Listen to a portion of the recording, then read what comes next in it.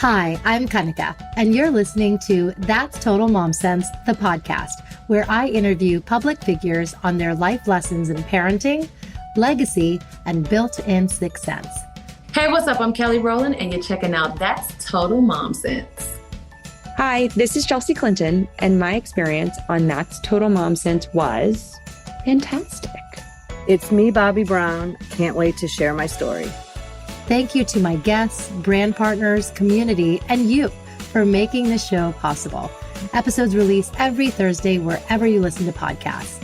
You can join my tribe by logging on to thatstotalmomsense.com and by following me on YouTube, TikTok, and Instagram at Kanika Chadda Gupta. Now let's dive in to today's episode. Is your little one starting daycare and you have to label all their items? Do you need to keep track of all the water bottles at home? Do you want to help your toddler know left from right on their shoes? Look no further. Enter Name Bubbles. Founder and president Michelle Branderis launched Name Bubbles as a way to help parents stay organized. After her experience of sending her son off to daycare only to discover half the things she packed for him didn't return home, she resorted to the tape and permanent marker method. To her dismay, the tape either peeled or fell off in the dishwasher. This quick fix solution didn't cut it, and with her son's severe nut allergy, she knew she needed to keep track of his things. The outcome? She discovered a new way to label, and NameBubbles.com was born. Today, it's been more than 15 years in the business. Name Bubbles is loved by parents worldwide and parent-owned and operated. The brand ensures it's non-toxic through third-party testing, and the labels are dishwasher safe, laundry safe, microwave safe, and freezer safe. I know my kids especially love the unicorn and dino designs. I appreciate that all their steel bottles have labels that remain intact, and laundry is a breeze since the names don't wash off. Thank you, Name Bubbles, for keeping me and my household and kiddos organized.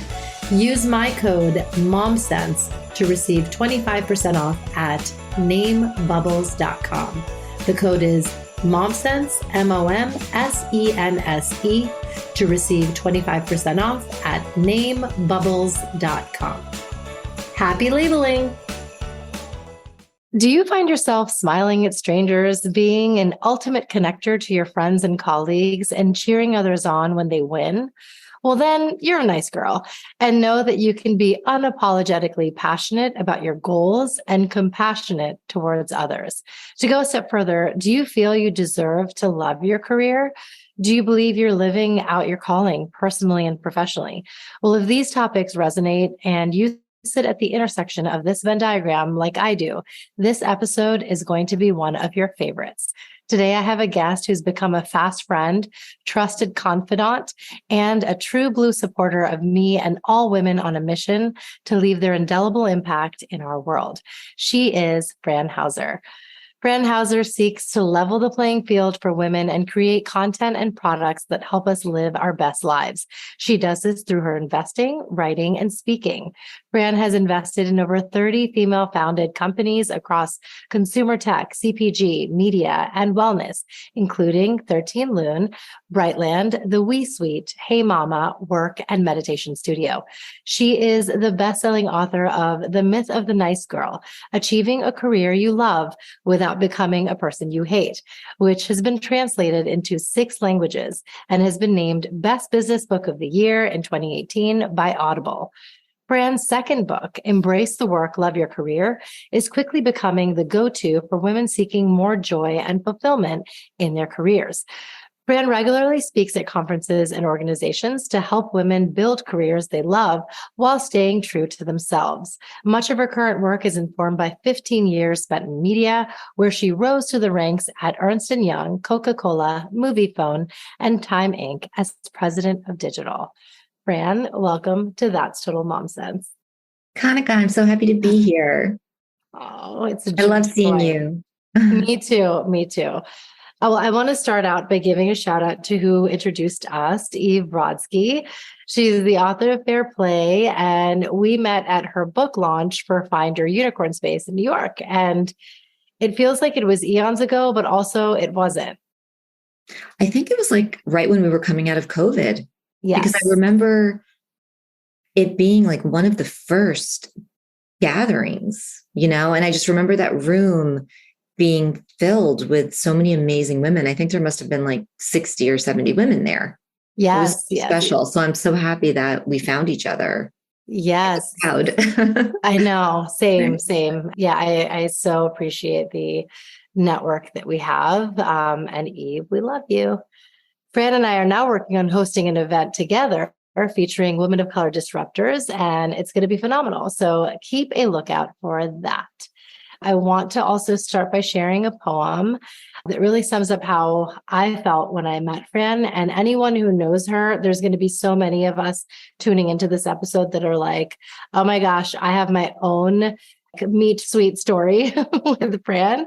And here was, just a poem that I wrote after I met her. In a world of countless souls, fate weaves its design where paths converge and friendships align. Once upon a moment, a fellow nice girl I found, a beacon of light with a purpose profound. She champions the rise of women, standing by their side, celebrating their victories and embracing their strides. Her words and actions, a testament to grace, a warrior for equality, empowering our space. Through her, I learned the strength we possess to uplift and inspire, to nurture and address. The power of friendship forged with pure intent. A beautiful journey awaits. My heart is content. Oh, Kanika, that was so beautiful. I have to tell you, I remember when we had our coffee date, leaving that interaction with you, and my heart just felt so full. I've really been trying to pay attention to how people make me feel. Are they energizing? Are they draining? And really prioritizing the people that fill me up. So it's just so nice to hear that you felt the same way after our coffee. Yes, 100% I did. And I think it's so important to find that alignment in life and the paths that we cross, because we do have that agency to choose. Yeah, we do. You know what? Life is short. So I always say, be intentional about the people that you choose to allow in to your life. Right. Well, let's, kick off this interview. I want to start with your childhood. We're, the product of immigrant parents. Mine immigrated from India when I was 2, and yours came from Italy when you were 2. Have they reminded you of your early years in Italy? Yes, I love hearing their stories. And even better, they have a lot of photos and 8mm film. So my dad actually moved to the United States before my mom and I went over, because he wanted to look for work and start saving money. And one of the first things that he spent his money on was an 8mm camera. And he would come back to Italy to see my mom and me. And 2 things pop into my head when I'm picturing watching these old home movies. One is that my mother would sew all of my dresses. So she made all of these beautiful dresses. We lived in a very poor part of southern Italy. So she was very scrappy, and, she sewed all of these beautiful dresses. And my dad loved to dance. So I have these images of being on the rooftop of our house, and I'm wearing one of these dresses. I'm dancing with my dad to Italian music. My grandparents are sitting off on the side, and every once in a while they come in and they get in on the action and they start dancing with me. Oh my God. And my mom is there, and you can feel the love. Those early memories they're really special ones. Yes. Oh, that's so, so sweet. Mm-hmm. And tell us about, the OG nice girl, your mom, and you open your book, The Myth of the Nice Girl, with her story. She raised 4 children in New York, actually a suburb, right outside of Manhattan, with very little command of the English language. I really watched her become a businesswoman because she ended up opening up a tailoring shop. So I just told you, she would make all my dresses. So she had this tailoring shop in Mount Kisco, New York. I remember for the first time thinking, oh, you can be both nice and strong, because I would watch her. Like after school, her shop was right underneath our apartment. It was below our apartment. So I would go there off the bus and I would help her and I would watch her with her clients. And she was always so loving with her clients. She was so kind, so sweet. But if a client didn't pay her, like if a client like owed her, money, she had no problem letting them know, right? She wasn't a pushover. She did it with a smile and she did it in a really like in her way and like a really nice way. But it really was the first time where I was like, oh, that's cool. Like you can be nice and you can also be strong. You don't have to be a pushover. So I do always say she's the OG nice girl. Yes. Oh, that's brilliant. When you were 6 years old, you were managing the accounting books for your parents.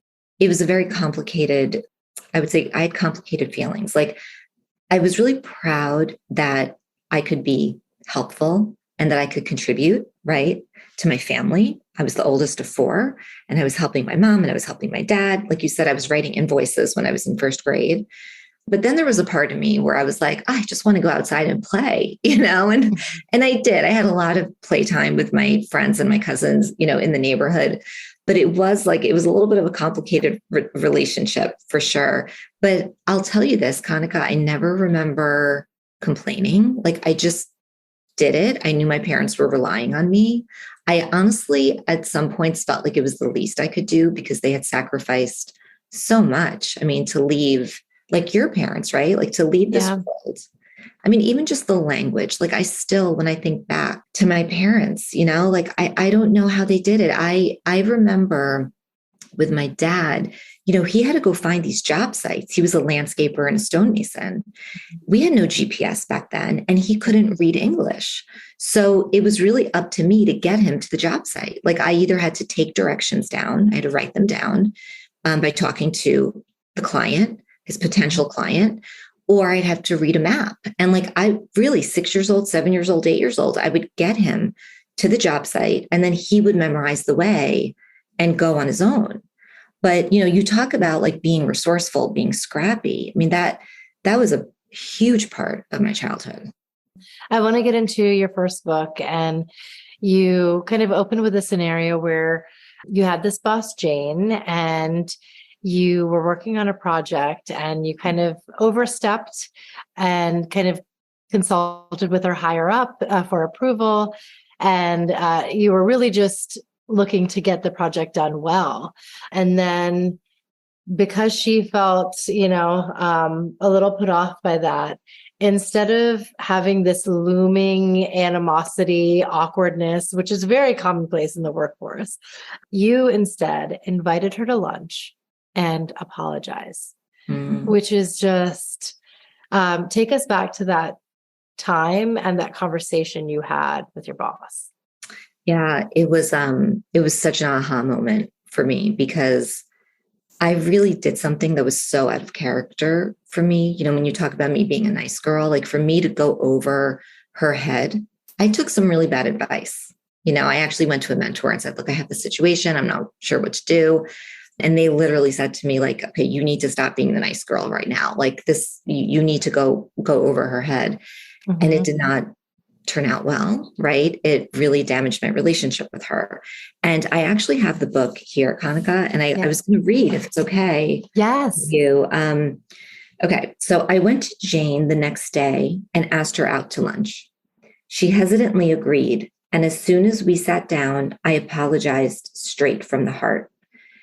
Jane, I told her, I really messed up. I explained the pressure I was feeling to deliver a fast yes.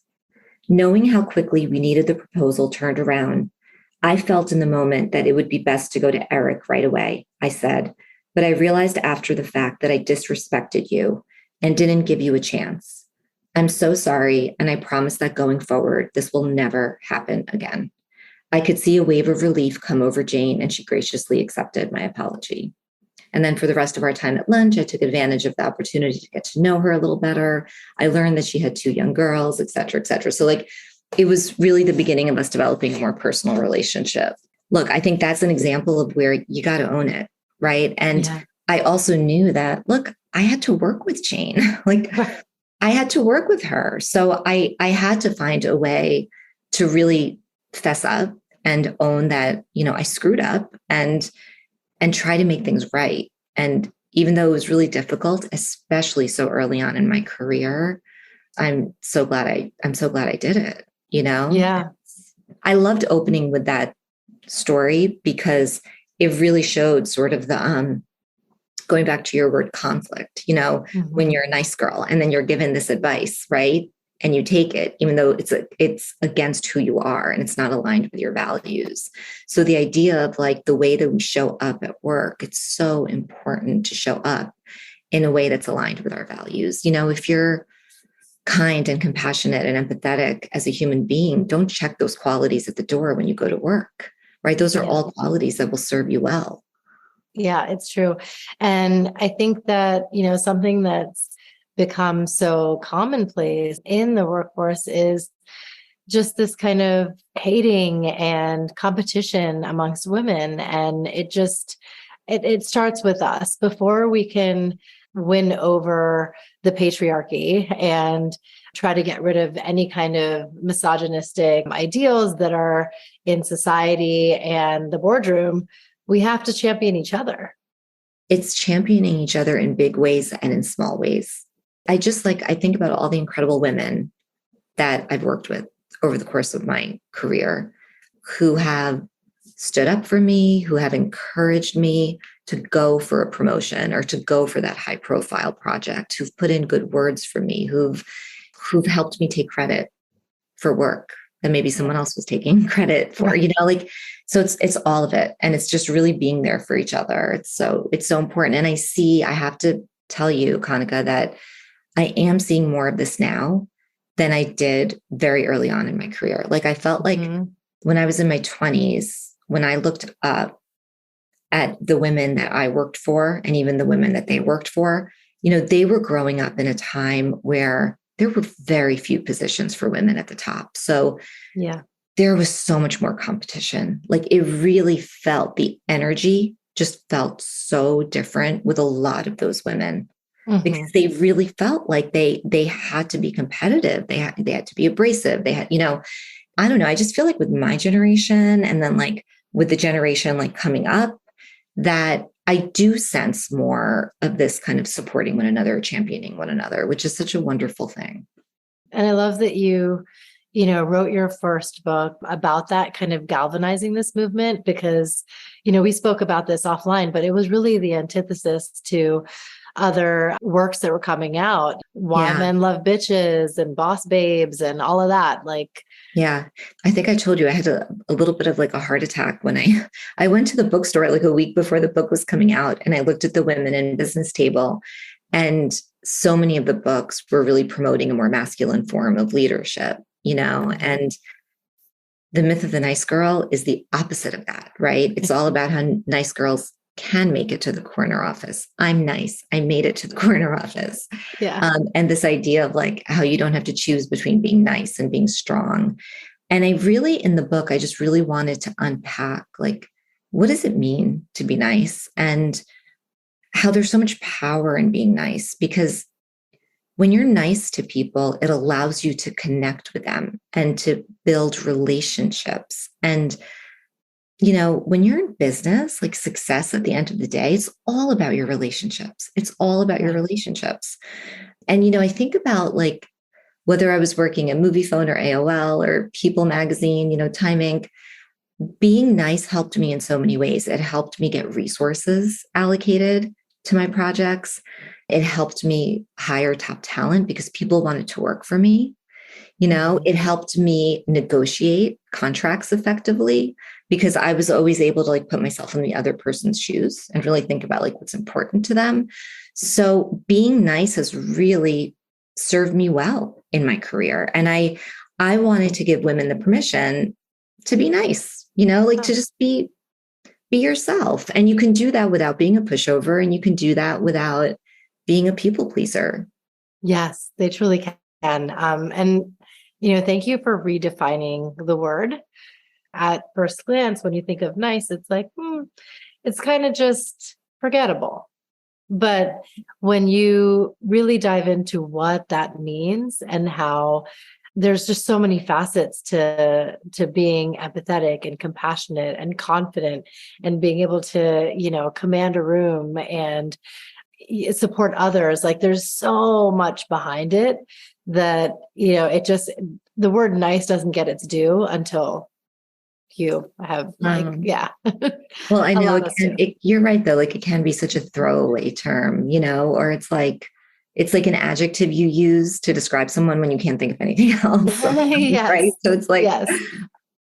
definitely like early on in my career, I did have managers say to me, "You're too nice." And in the beginning, like I didn't really know how to process that and I didn't know how to respond. I would actually respond by saying, "Well, can you give me some examples of how that's hurt me in my role at work and my career?" And there were never any examples. There were never any examples. So then I would provide examples of how I saw it actually help me create more value at work. You talk about Ann Moore, former chairman and CEO of Time Inc., and how she was a nice girl, genuinely lovely, and you aspire to be like her. What can we do to make sure that we're kind of taken seriously as leaders? She was so great at creating a psychologically safe environment for people to operate in. So I always felt very comfortable taking risks. I felt comfortable making mistakes. I felt like I could speak up and I would be respected. Like even if she didn't agree with me, she would still respect me. So I think as leaders, really one of the most important things that we can do for our teams is to create that space. And you really do it by like modeling it yourself, right? Like as a leader, if you are not in agreement with what someone is saying, like the way that you talk to that person in front of everybody, right? Is you're not going to disrespect them, but you're going to say, "Oh, that's really interesting. Tell me more. I want to make sure that I understand, where you're coming from," like, and have a really healthy dialogue, and debate. So I think that this concept of psychological safety is a really important one. And I've read a lot of research that, just shows it's one of the most important things that we can do as leaders. And by the way, it's something that comes pretty natural to people that are nice and are empathetic and compassionate, right? Right. But she was amazing. One other quick little story. Sometimes in meetings, she would start the meeting by asking each of us to share something that we were grateful for. And it was just like such a beautiful way to start the meeting because it just set this really great tone, especially if it was like, maybe it was a time where there was a lot of stress, like maybe we weren't hitting our numbers for the quarter, so, or maybe there was like some bad press or like whatever it was. Like I felt like she was so great at positive tone setting, at the beginning of the meeting. And that's just one example of what she would do. That's incredible. Yeah, I feel like, so many leaders should take a cue from that. And we all are in our own way. Can you do kind of a rapid fire on some tangible takeaways for the audience I'll just go through a few different points. The first being boundaries. What's, a kind way of still being very clear what your boundaries are? Yeah, look, I think this is all about saying no. And we don't say no often enough. It's usually because of FOMO or maybe, we're in people pleasing mode. But the one thing I would say is, especially with your inbox, when you get a request, right, and ask for your time, before you respond yes, which tends to be the default for many of us, really think about, is this in alignment with your priorities? Is it strategic? Or is it just something that you want to do? It's going to bring you joy. But don't say yes just because you feel bad saying no.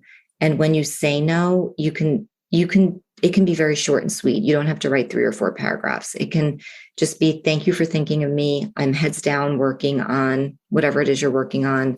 So I won't be able to participate, but please, think of me for the future. Wishing you all the best." Like 2 lines. And what about apologizing? "Sorry, I was late. Sorry for this. I didn't get this on time." Yeah. And you have, some stories around this too. Yeah. It was actually the most popular story in The Myth of the Nice Girl. It was the first excerpt about how I was so committed to stop saying I'm sorry for things that were trivial. It really does put you in a position of weakness if you're that person that's always apologizing. So a couple of things that I did, I actually downloaded a Chrome extension called Just Not Sorry that was created by this amazing female developer, Tammy Reese. And what it does is every time you type the word sorry in an email, you literally get this like alert, like, is that really what you want to say? And I literally used this for a year, this extension, just to like help wean me off of it. Tammy said it's been downloaded now 500,000 times the last time I talked to her, which is incredible. Wow. Then the other thing is, I had this great friend at work who was my accountability buddy when it came to this, because whenever you're trying to change a habit, it's just so helpful to have somebody who can call you out when you're doing it. So I had this like really great friend at time who did that for me. Yeah. So that's why like I approached that. I'm like, I really need to do something about this, because a friend of mine initially called me out on it and I didn't realize that I was doing it. But she's like, you apologize a lot for things that you really shouldn't be apologizing for. I don't know, maybe that's something you should look at. And I was like, really? Yeah. I do. So another one where I owned it and you did something about it, right? Exactly. And what's an easier way to not apologize, but I don't know, do you have to kind of explain yourself or not? Like, whether it's email or what I love, Kanika? I love saying thank you instead of I'm sorry. It's like, thank you for your patience, or thank you for thinking of me, instead of I'm so sorry I can't make it. Like if you start with thank you for thinking of me, it's just so much more positive. So I think in most instances, you can actually replace I'm sorry with thank you. What about making sure that we get the credit when it's due?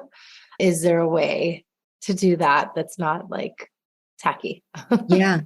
You know what I love? I love using storytelling, teaching, using it as like a teaching moment. And what I mean by that is, you're right. I think it feels tacky to just be like, hey, that was my idea. Right. Mm-hmm. But instead, like if you're talking to your manager, like one-on-one, and they believe that someone else came up with the idea because that person took credit for it, you can bring it up in a way where you're more like telling a story. Like, oh, we were in this meeting the other day and we were brainstorming, and it felt so great when everybody loved the name that I came up with for the product, Right. Or you could say we were actually using this brainstorming technique, this new technique where we blah, blah, blah, blah, blah. It's more of like a learning moment. Yeah, far more tasteful. What about, how oftentimes there are people who humble brag too much? And it's just, is there a way to, share your accomplishments where it comes off genuine and authentic, but not like. When I'm posting on social media, if I focus on value and really adding value, it just made my relationship with social media feel so much more comfortable and authentic. So like if you look at my social media, like 80 to 90% of my posts are advice, insights, sharing experiences that I think might be helpful, like interesting news. Even if I'm like moderating a panel, like, you'll see pictures of me with my book and, people from the panel with their books. But the caption is always like, what were the takeaways? What can we learn from this? Right. And because I feel like I am creating so much value, I don't mind then sprinkling in promoting like products and services every once in a while, right? Mm-hmm. Like that feels okay. That feels okay to me. Yeah, I like that shift in the narrative. Yeah. Yeah, that's great. And if we were to parlay being nice in friendships, someone I met recently, I think you may know her too, Neha Roach of Mother Untitled. We met, I want to say last year, and just same thing, hit it off, fast friendship. And when we had gone to a conference recently, she was in a room with friends and said, who do we think is the nicest girl here? And they all said me. And it was really, really touching.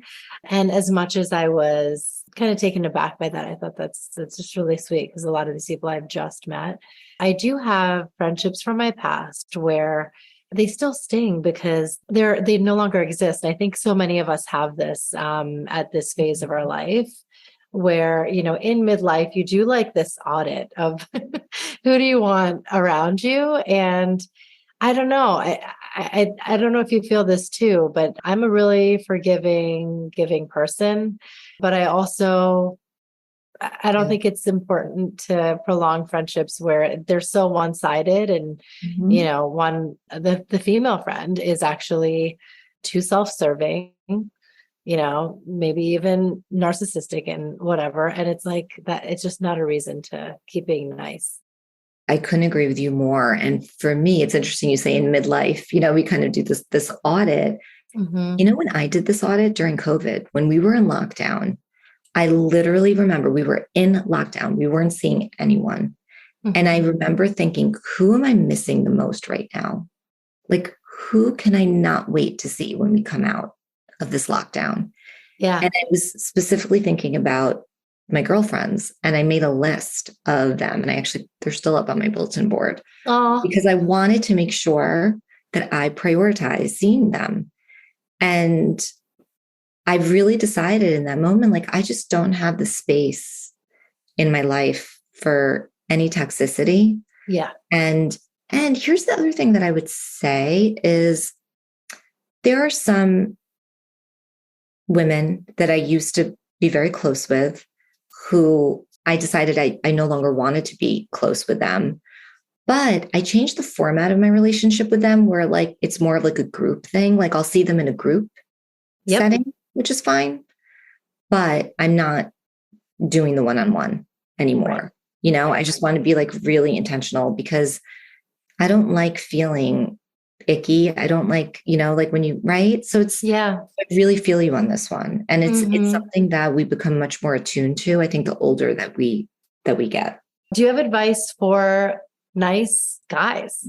The things that we've been talking about for women, they really apply to men too. Like I've had men read the book and they've gotten just as much out of it, and I think it's really just about how we show up and not thinking about like, or not framing nice as weak, it's just kind of shifting the narrative. So yeah, I think it's very similar advice, truthfully. In your career, you've made so many pivots, and what you're doing now, I feel like, is so part of your core as an investor. So tell us how you got into that. Yeah. Well, so I was at Time Inc. and I'd been there 8 years. And I remember this very profoundly. I was having coffee with Soraya Darby, who back then was a founder. And she said to me that she had so many female friends in New York City who were looking to launch businesses. But when they looked up, there were no female investors or advisors or mentors even for them. And she just looked at me. So I looked at me and said, Fran, I think you could be this person. Like, I really see you. Like, you're such a great mentor. You've mentored all of these professional women over the course of your career. And Kanika, because I was running digital at Time Inc., I was spending a lot of my time meeting with startup founders. Yeah.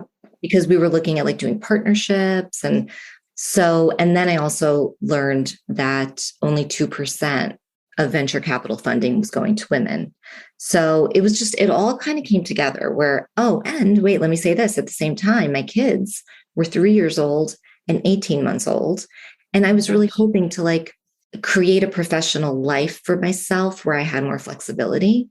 Mm-hmm. And I'm like, wow, if I could go to work for myself as a startup investor, I think I'd find it really interesting. And it would be so great for my family. And what I did though, is I started it out as a little side hustle. While I was at Time, I started investing, I started advising because I really wanted to make sure, it was such a big leap that I wanted to make sure that I really enjoyed it.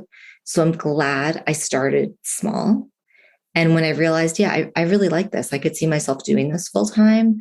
Then it was just getting over the hurdle of being really scared to leave that platform. It was such a big platform. I could call anybody and they would call me back. And the idea of wow, do I have a strong enough personal brand, to go out on my own? So I had to come to terms with that. But I did. And, this was 10 years ago now, and I've invested in over 30 female founded companies. It's been so rewarding, so amazing. I feel like I'm like learning all the time. I'm like meeting really interesting people. And it goes back to like my love of business, like if you think about starting as a young child with my parents' small businesses, right? And then I had the opportunity to work in corporate America for a really long time and to work at Moviefone, which was a startup, and now to be investing in startups. So I feel like it's like full circle. Someone who wants to pitch to you, what advice do you have? I look for founders that are really open to feedback, really good listeners, not dismissive, which trust me, I've had conversations where it's shocking, like how like you give feedback and it's just like glossed over. So right. I really love that. I love like active listeners taking in the feedback. I love seeing adaptability. When you start a company, here's the one thing that I will tell you is that it's going to change. The products are going to change. The services are going to change. Your team is going to change. There's going to be external stuff that happens. So really being adaptable is so important. And the last thing I'll say is that I really want to understand not just what you've accomplished. Like I can see your bio and LinkedIn and, hear your successes, but I want to understand how you accomplish those things. And sometimes it's hard to get at that by talking to the founder. So I do try to do a little bit of back channeling and just, talk to like maybe mutual connections, because I just want to understand like how collaborative is the founder? How do they make decisions? Do they bring people in and all of that? So those are things that I really look for. I look for character and integrity. You want to invest in somebody who's like really passionate about the product that they're launching and hopefully has some experience that they can bring to the table, right? In some way, whether it's functional experience or whether it's their network or so I look for that stuff too. That's like more of the technical stuff. But the personal characteristics that I talked about are really important. The brainchild during the pandemic for you was your second book. And I have that here. That's Embrace the Work, Love Your Career. And you worked on this with our mutual friend, Angela Engel. So how did this book pour out of you when we were on lockdown? Literally poured out of me. I wrote it in 6 weeks. And wow. It's like really shocking, honestly, like when I look back at it. But what happened was I remember like I was sitting right here at my desk and I remember reading an article about how millions of women were leaving the workforce and how they were all feeling so burnt out and so stressed. And I just really felt compelled to write a book for them. And that was really my inspiration for writing this book. And I wanted it to be light and beautiful and joyful, more of a workbook, lots of writing prompts and reflections and exercises, very different from The Myth of the Nice Girl, which was narrative.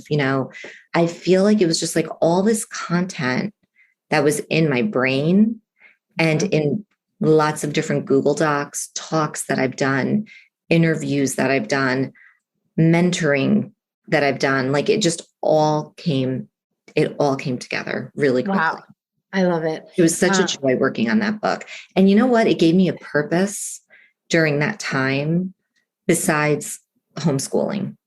Yeah. Like it was just like, I would get up before the kids. I'd get up at like 5 a.m. and I would spend 2 hours writing. And it just felt like I got to bed a lot earlier than I usually do, but it just felt so good to like start the day with, okay, I've done my writing. Then the kids got up, breakfast, and then we went through all the schooling. Yeah. Oh my gosh. That's so intentional of you. And, Farnoosh Tarabi, she's the host of So Money, among other things, and author as well. She posed a really great question, which instead of writing, love your work, embrace your career, you wrote it the other way around. And it's a great way of thinking about it because work shouldn't be this chore. I mean, in our Hindu philosophy, we have karma yoga. Every time you're doing something that is essentially work, it could be your work at your job, tending to the kids, folding laundry. It's all work. But it's also kind of building your karma in this life. And it's its own yogic practice because it is something that you're doing daily and you have to get done. So I love that you're, just kind of creating this mindset shift around embracing work, not like, damn it, I have work to do. Mm-hmm. First of all, I love that. I love that. The karma yoga is such an interesting mindset and philosophy. And it's interesting because yes, to every single thing that you said. And the other inspiration really for the title was that I really believe that it takes work to love your career. So this idea of like investing in yourself, right? Investing in your skills, building out your network, building a personal brand, like all of that, that's all part of creating a career that you love. It all takes work and intentionality. No, that's great. And you have 3 definitive ways to create time that you uncover in this really fun workbook. I mean, there's a place to doodle and take notes. It's really something that you want to have at your bedside. 3 tips. You can create a to-don't list, say no, and change the way you work and not have any perfection or FOMO around it. The to-don't list is actually a tool that I love, and I've been using it for a while. And the idea is that, again, that we're really intentional about like, where are we not going to spend our time? So I have my to-don't list right now. Like there are things that I've chosen not to do. Like I'm not going to join any boards this year. I'm actually not going to invest in companies outside of my portfolio for this year. I'm going to double down on my existing, right? Right. So it's just like making a list of the things that you're not going to do. And let me tell you, it is so liberating because even right now, like if a founder reaches out to me who's not in my portfolio and they want me to look at their pitch deck and consider investing, it's so easy for me to say, I've pressed pause on investing in companies outside of my portfolio. They don't take it personally. It's a strategic decision that I've made, right? Next year, I might start doing it again. That's why I use the word, press pause. And you can revisit it, right? In 3 months, you might change it up. So that's one thing. Saying no, we talked about, right? And like the way that you can do that in a way that feels really good. And then changing the way that you work. For me, a big part of that was when I came back after my first maternity leave. And I realized that I didn't want to be working until midnight. I really wanted to get home and be with my baby. And I had to take a hard look at the way that I was working. And I realized that like I was wasting so much time making internal documents look pretty. If I had an idea that I wanted to talk to my boss about, I actually created a PowerPoint deck instead of just like going into her office and sitting on her couch and having a conversation with her about it, right? Like, so I really had to be thoughtful about how I was spending my time because I read a study that the average person is only productive for like 2.5 hours out of an 8-hour workday, right? So it goes back to like each of us taking ownership of that and having agency and choice around how we work and working in a way that's more effective and more efficient. I realized I was doing one-on-one meetings with each of my direct reports. So that was 8 hours a week. And we were just like, they were just going through their to-do list with me.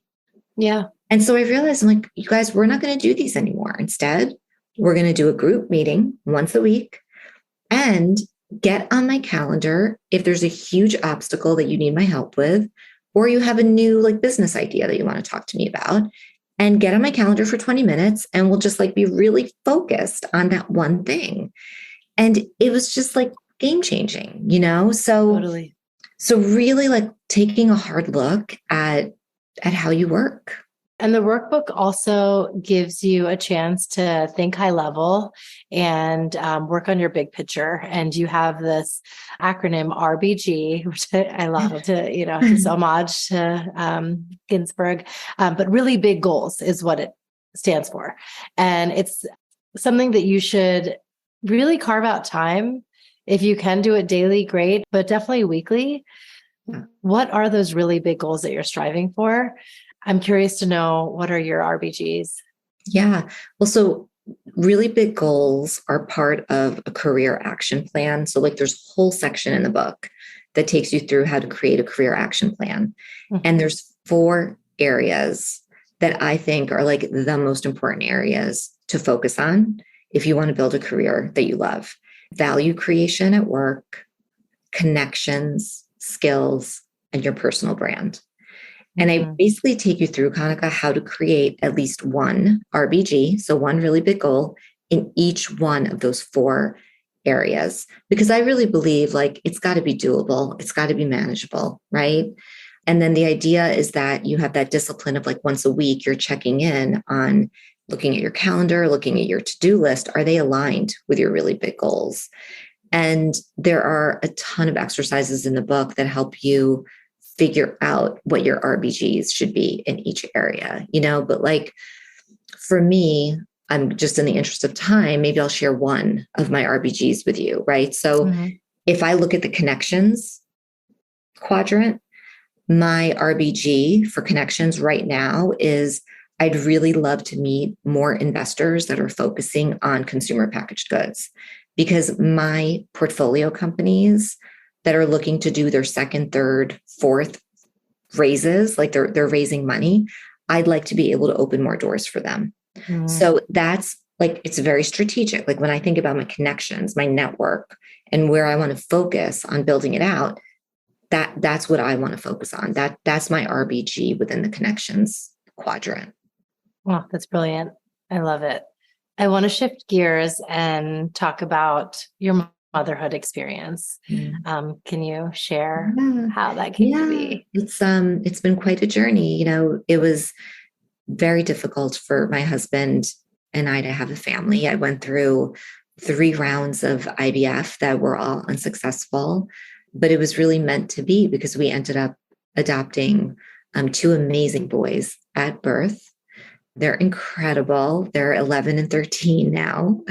So we're entering into the teenage years, which is awesome. Wow. It was quite a journey. And I remember being at People magazine, and my friend Nancy Valentino, who was running PR for the magazine, she sat in the office next door to me. She had adopted her daughter, and she saw that I was struggling with IVF. And she came to me and she just said one day, she said, Fran, there's more than one way to have a family. And she told me her adoption story, and I was like, okay. And she introduced me to her attorney who I met out in LA. And really the rest is history. And I feel like I love being there for other people who are looking to adopt, because I love sharing my story. And I also love introducing them to this incredible attorney. I've literally helped at this point, like 9 or 10 friends adopt. Oh my gosh. Amazing. Really happy, like adopt, like amazing. So yes. So that idea of like, there's different ways to create family. Yeah. Oh, wow. And what are some of the life lessons that you're passing on to your boys, given that you learned so many as a child? Yeah. So you get to relive your childhood again through them. I know, it's so amazing. And I feel like if I think about the values, like from when I was a child, if I think about my parents, if I think about my grandparents, like it was all about family, like family first, and togetherness and kindness and love and respect and all of those really good things, right? And doing the right thing, is something we talked about a lot. I always say to them, it's really important to me that they feel comfortable talking to me about anything. That's like a huge value in our home. And so far, like they do, like they come to me with everything, and I'm there for them. And I always tell them I won't judge them. It's just been incredible. I love being a mom. It's like the hardest thing in the world. I always say my professional life is like so easy. It's so easy compared to being a parent. And are there any mom sense moments that come to mind? Is there one that you feel like this is where I trusted my intuition and it steered me on the right path? Yes, I'll tell you, this is a story that I love to share, because when the kids were younger, I signed them up for all these different activities, right? Like all their friends were doing these activities. I signed them up. And what I realized was that a lot of the activities the kids just didn't enjoy. And it was causing so much stress because Yeah. they didn't want to go. So it was that like tension of like getting them to go, all the time I spent like getting them to these different activities. And one day I just kind of like woke up and realized, why don't I let them take the lead? Like, let them tell me what they want to do and lose the FOMO of, oh Right. my gosh, but like everybody else is doing it. Like they should be doing it too. It was just really such a profound moment because it gave them agency. It gave them Mhm. confidence. It reduced stress in my family like significantly. So like this idea of like, just because other people are doing it, you don't have to do it, you know?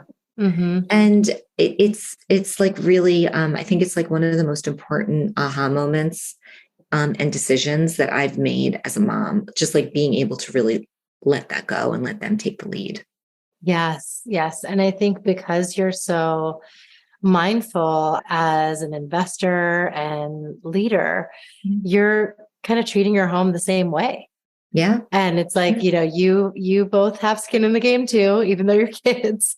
And I want to hear your opinions and how you would navigate this. So I think that's brilliant. Absolutely. And look, being a mom has also helped me be a better investor and business person in so many ways, right? Like I think about going back to adaptability, right? I Right. talked about that in terms of when I'm investing in founders, I look for that.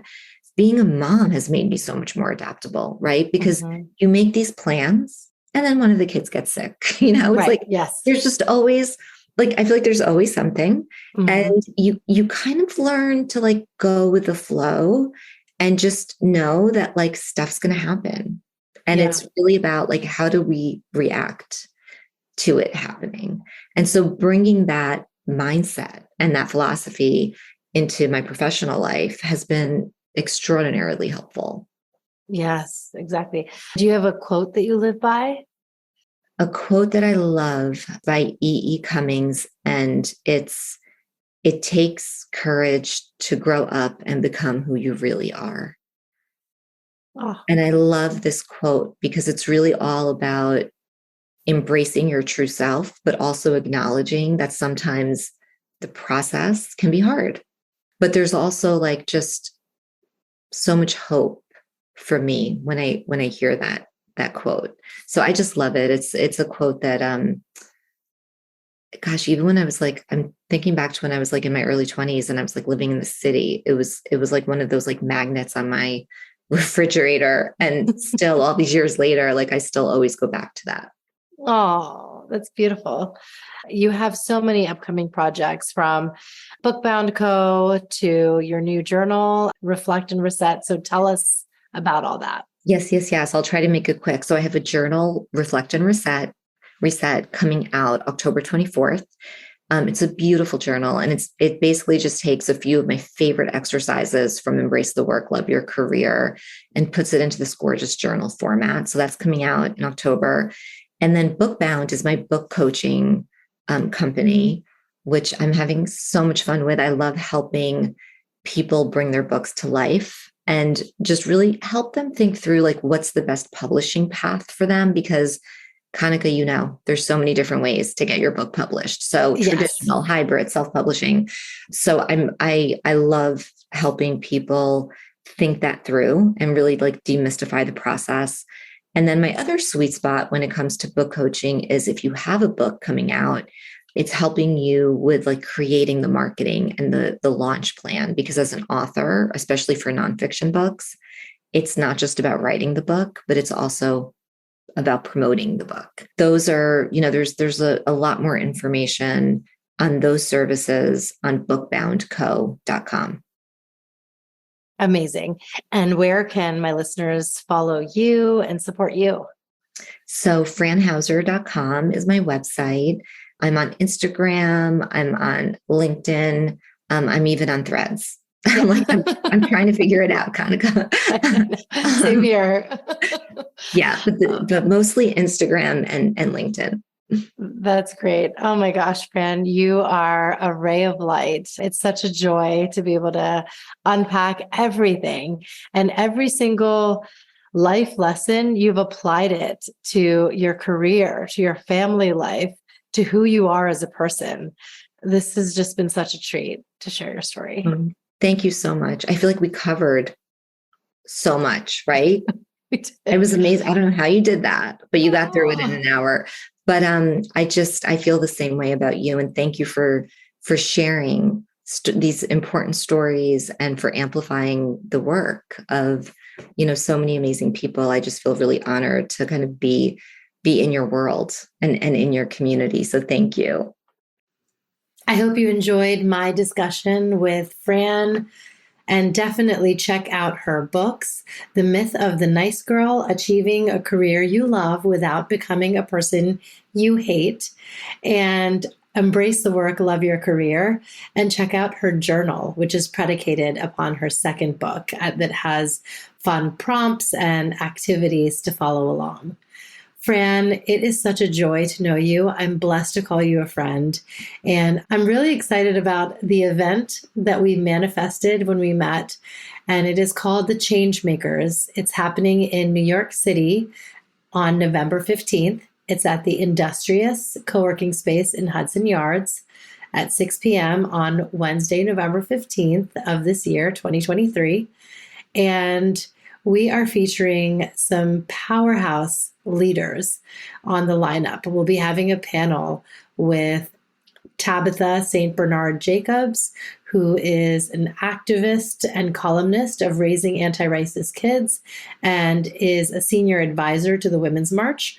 Marta Cross, who is the founder and CEO of Apto Skincare, which is available on our website and at Target nationwide. Lisa Mayer, who is the founder and CEO of Boss Beauties. And lastly, but not least, Nina Davaluri, who's the former Miss America, and she is the executive producer of a documentary called Complexion. I can't wait for these women to share their stories of how they've driven change in their industries. And I'm excited that we're partnering with Know Women, KNOW Women, which is led by CEO and founder Sarah Benkin. I am honored to have been awarded one of the 100 Women to Know in America award. And it's great to be able to bring Know to our city, to New York. Thank you all for listening. Be sure to watch this episode with Fran on YouTube. You can just type in That's Total Mom Sense and it'll come up. And you can visit my website, that'stotalmomsense.com, and follow me on Instagram at Kanika Chadha Gupta. Be sure to rate, review, and subscribe to the podcast wherever you listen. It helps a ton with the algorithms, and it helps those who you know will benefit from hearing the interviews on the show. So thanks for spreading the word. Remember, always trust your mom sense and dad sense. Stay strong, super parents. I'll see you next time. That's total mom sense.